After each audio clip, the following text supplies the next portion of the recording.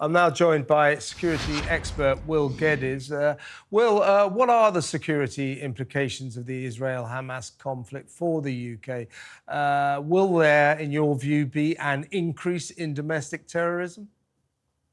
Well, it's difficult to say at the moment, Kevin. We've seen sporadic incidents happening across the world since the call to arms, if you like, by Hamas to undertake and perpetrate attacks elsewhere in the world, obviously in the name of Hamas. But I think in terms of what we need to keep our eyes very firmly fixed on is where the threat level, the national threat level is, and where and if it actually increases, because that will be based off, obviously, information and intelligence that the security services will have garnished to then notify us that we need to be slightly more alert. Now, over in Brussels, that shooting, two football fans shot to death on their way to a match. The perpetrator was a lone wolf. I mean, the problem with what's happening in the Middle East, with what Hamas did, we're hearing about other terrorist groups in Gaza as well, including these complete lunatics, Islamic Jihad. The problem with the events that they're responsible for is it has a knock-on effect, and it inspires lone wolves to say, I want a bit of this action, I'm going out to fight for the cause. Hard to keep tabs on those kind of lone wolf operators, isn't it? Yeah, they are difficult. I mean, certainly in terms of the join-up between various terrorist groups, this is the biggest concern right now. We saw in the wake of Hamas's barbaric attack, obviously, on Israel, we saw Al-Qaeda coming out in support of Hamas. We also know about Hamas's connections with Hezbollah in Lebanon, and we also know about Hamas's connections to Islamic State.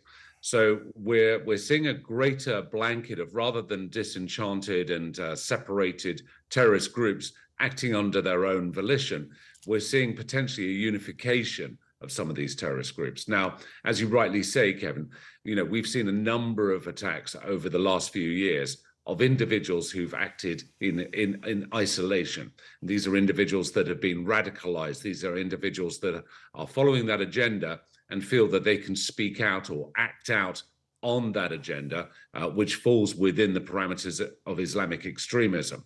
Now, one thing that is in commonality with all these groups is they do follow the same doctrines. They want world domination. They want to take back countries and cities and locations and environments that they believe is belonging to them. And as a direct result of that, there are those individuals that will work in isolation. And we know this going back to Al-Qaeda's days, that they found that they were much more successful because of the sophistication of the intelligence agencies to be able to intercept their communications, detect when you had a cell operating together, that it was easier to potentially cascade it down to individuals, radicalizing them through various propaganda that could be propagated on social media. Will, with your knowledge, what will Britain be doing right now in terms of security? Because clearly the threat of terrorist attacks all over the world is pretty extreme right now. And of course, Britain is a traditional target for terrorist attacks.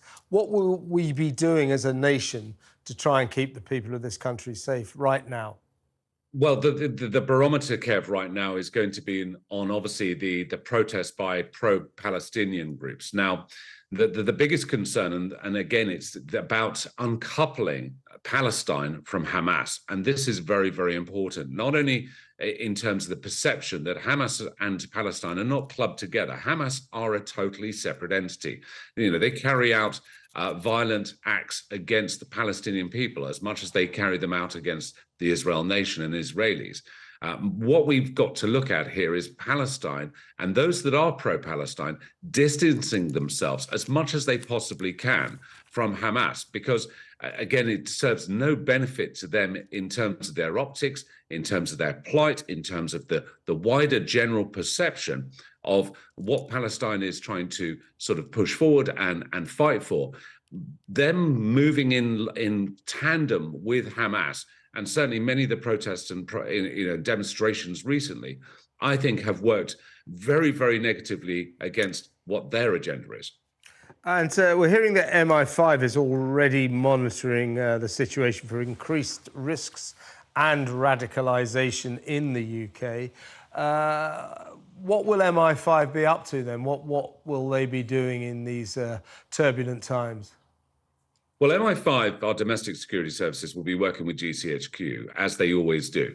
And that will be looking at much of the traffic, much of the postings that are going on social media, communications between individuals that they already have on their radar, and looking at any kind of activities, actions, potential planning, but at the same time also working with counterterrorism police, who will be working inevitably with some of the key locations here and across the United Kingdom, to determining whether there's any sort of hostile reconnaissance that may be at a late stage in planning, for example, in a preemption before an attack.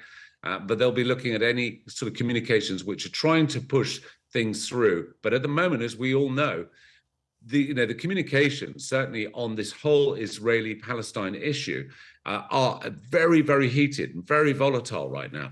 So the hard job that GCHQ and MI5 have right now is filtering between those that are literally voicing their opinion to those that may have malicious intent. In what state of danger are we here in Britain and around the world? Because I can't remember a moment when the international community was more tense. I can't remember a moment when events unfolding in the Middle East were worse than this. We are in a precarious state, are we not? Yeah, absolutely. I mean, I think even in our sector, we are all feeling very anxious about what's going on right now. And it is going to be these key steps of ensuring, as your guest was saying, about defogging some of the information that is getting back from the conflict area. Ultimately, there's always going to be misinformation and disinformation.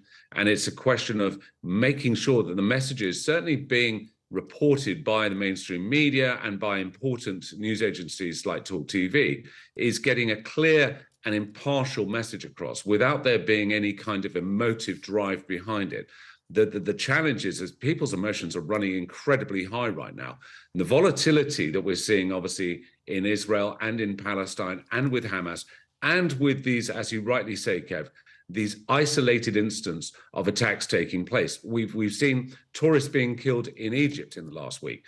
There's been notification, as I think you reported on your bulletin, of some tourists being killed in Uganda by the Allied Defense Force, who are aligned to Islamic State. So it's whether this call to arms is coincidental or whether it is actually driving certain individuals out there to believe that now is their time to strike.